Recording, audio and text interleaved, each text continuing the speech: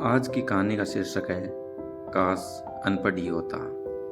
शंकर दयाल पेशे से तो वकील थे, जो सरकारी मुलाजिम न थे, परंतु बुद्धि के तेज व्यक्ति थे, इसलिए अच्छा खासा कमा लिया करते थे।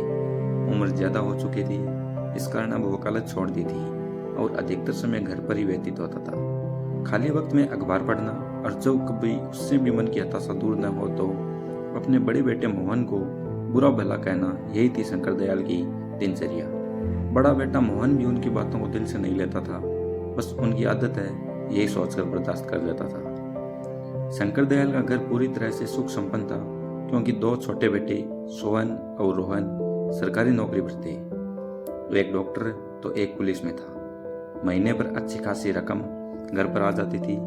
इतना रुपया पाकर शंकर दयाल का दिल खुशी से झूम उठता था, परंतु जैसे ही उसकी नजर मोहन पर पड़ती, वैसे ही उसकी हंसी गम हो जाती और वह अपने अनपढ़ बेटे को कोसने लगता था, क्योंकि वह चाहता था कि मोहन भी अपने भाइयों की तरह पढ़ लिख कर सरकारी नौकरी करे।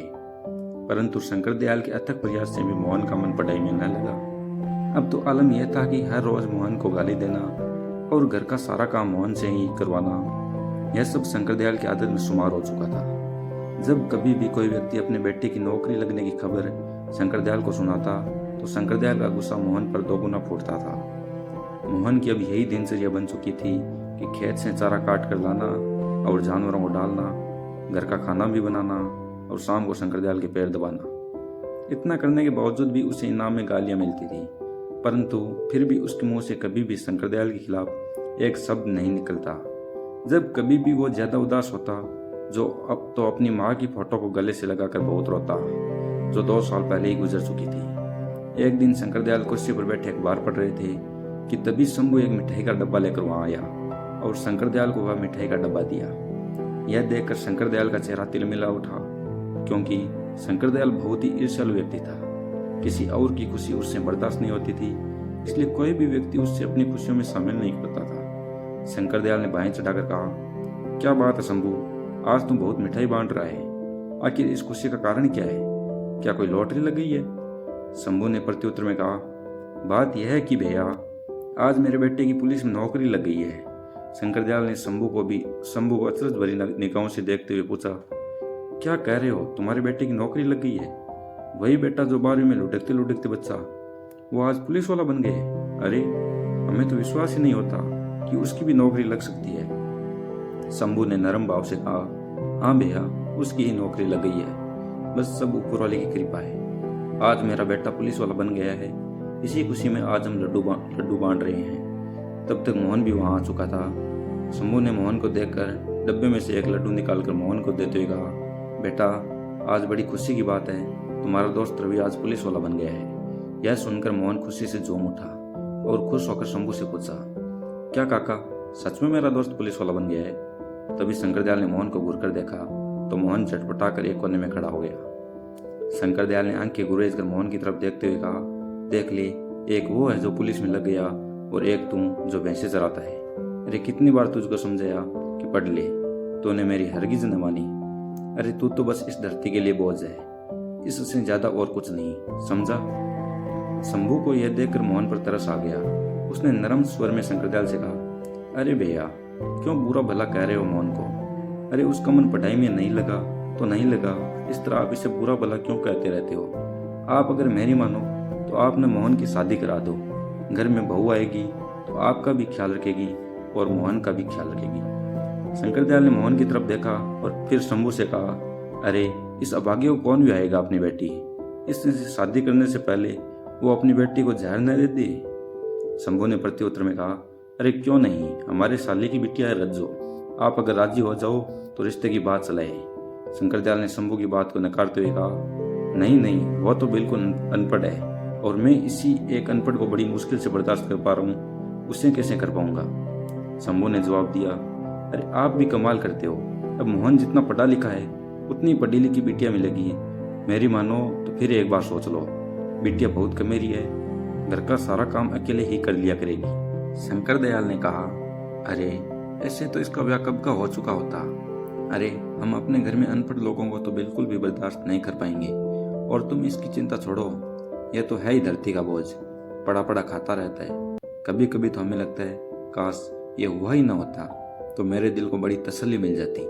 शंभू ने शंकरदयाल को समझाते हुए कहा, ऐसे मत बोलो, लड़का सयाना हो चुका है, कहीं आपकी बातों में आकर कुछ उल्टा सीधा कर लिया तो। शंकर ने जवाब दिया, अरे कर ले जाके तो क्या फर्क पड़ेगा हम पर, अरे हमारे तो दो दो पट्टे कमा रहे हैं, अरे कल मरे तो आज मर जाए, कम से कम धरती का बोझ तो कम होगा। शंकरदयाल की एक एक बात मोहन को अंदर तक तोड़ रही थी। आज उसकी हिम्मत जवाब दे चुकी थी। आज उसने अपने जीवन को खत्म करने का अंतिम निर्णय ले लिया था। उसने एक बड़ी सी रस्सी ले ली और चारा लेने के बहाने से घर से निकल गया और खेत पर खड़े नीम के पेड़ पर उसने फांसी लगा ली। जब रात अधिक हो गई और मोहन घर वापस नहीं लौटा तो शंकरदयाल ने आस पड़ोस में पता किया। पता करने पर पता चला कि वह खेत से चारा लेकर वापस ही नहीं आया था। अब शंकरदयाल खेत पर गए। वहां वह नीम के पेड़ की तरफ देखकर सन्न रह गए, क्योंकि नीम के पेड़ पर मोहन की लाश जूझ रही थी। गांव के लोगों की भीड़ एकत्रित हो गई और वहां उपस्थित लोगों ने मोहन की लाश को नीम के पेड़ से उतारा और उसका क्रियाक्रम किया। परंतु इतना कुछ होने के बावजूद शंकरदयाल पर इसका कोई प्रभाव नहीं पड़ा। वह पहले की तरह ही जिंदगी जीने लगा। वक्त धीरे धीरे गुजरता गया।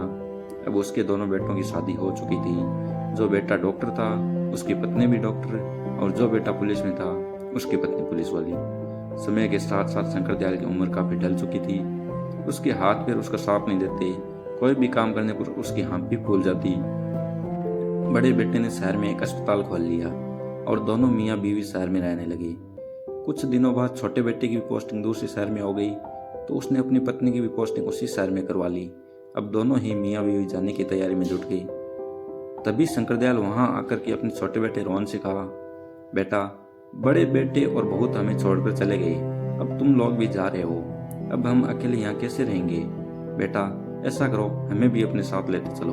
रोहन ने प्रत्युत्तर में कहा, बापू, आप जानते तो हैं शहर का वास्ता, अभी लोग खुद किराए पर रह रहे हैं और आपको कैसे रखेंगे? वैसे भी बापू, हमारे पास ये इतना बड़ा घर है, इसे किसके हवाले छोड़कर जाएंगे? शंकरदयाल ने निवेदन किया, बेटा, इतने बड़े घर में मैं अकेला रहकर क्या करूंगा? अरे मुझसे तो कुछ किया भी नहीं जाता है, मेरी देखभाल कौन करेगा? रोहन ने शंकरदयाल को समझाते हुए कहा, बापू, आप चिंता मत करो, हम इस घर को बेचकर शहर में एक नया घर ले रहे हैं, बस यहाँ ये घर बेचेंगे और वहाँ नया घर खरीद लेंगे। हाँ बापू, यही 2-4 दिन में सेठ इस घर को खरीदने आएगा। आप घर के कागजात पर साइन कर देना और सेठ से 3 लाख रुपए भी ले लेना और शहर चले आना। और जब शहर पहुंच जाओ तो ये रहा मेरा नंबर, हमें कॉल कर देना, मैं आपको लेने आ जाऊंगा। आप चिंता मत करो, बस 2-4 दिन की ही तो बात है। और फिर रोहन शंकरदयाल को अपने गले से लगाता है और उनके पैर छूकर वहां से चले जाता है। आज इतने बड़े घर में शंकरदयाल अकेला था। जब उसे भूख लगी तो उसने रोटी बनाने के लिए आटा गूंदा। बुढ़े हाथों में इतनी जान कहाँ थी कि जो आटा भी सही से गूंदा जाए। आज उसने अपने बड़े बेटे मोहन की याद रह रह कर आ रही थी। यादों का सैलाब जब ज्यादा हो गया तो उसे अपनी आंखों के सामने मोहन का अक्स नजर आने लगा। वो मोहन का आटा गूंदना और रोटी बनाना, एक एक करके सभी दृश्य उसकी आंखों में तैरने लगे। उसकी बुढ़ी आंखों में आज आंसू छलक उठे और मन से सिर्फ एक ही आवाज निकल रही थी कि काश आज मेरा अनपढ़ बेटा ही होता तो उसकी शादी होती और एक अनपढ़ बहू इस घर में आती। कम से कम वो अपने घर में तो रहती और खाना बनाती। मोहन मेरा घर का सारा काम करता और मैं पहले की तरह ही कुर्सी डालकर बैठे अखबार पढ़ता। परंतु अब सपनों को देखने से होने वाला क्या है?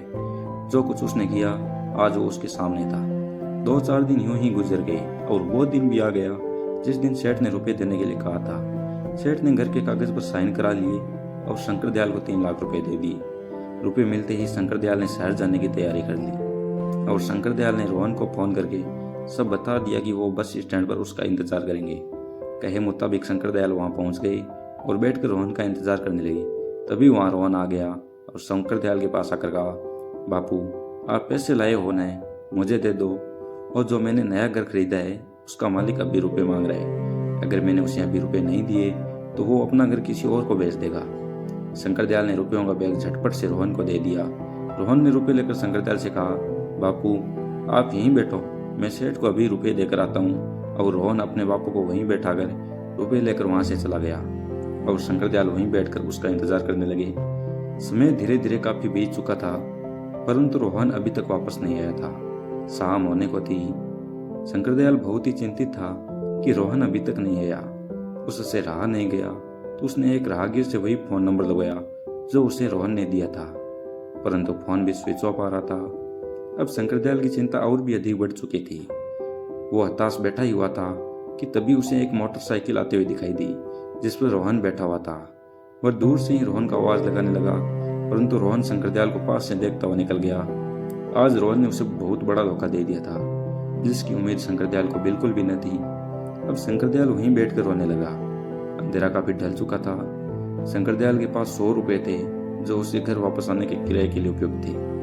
शंकरदयाल बस में बैठकर घर आ गया। घर क्या, गांव आ गया, क्योंकि अब घर तो सेठ का हो चुका था।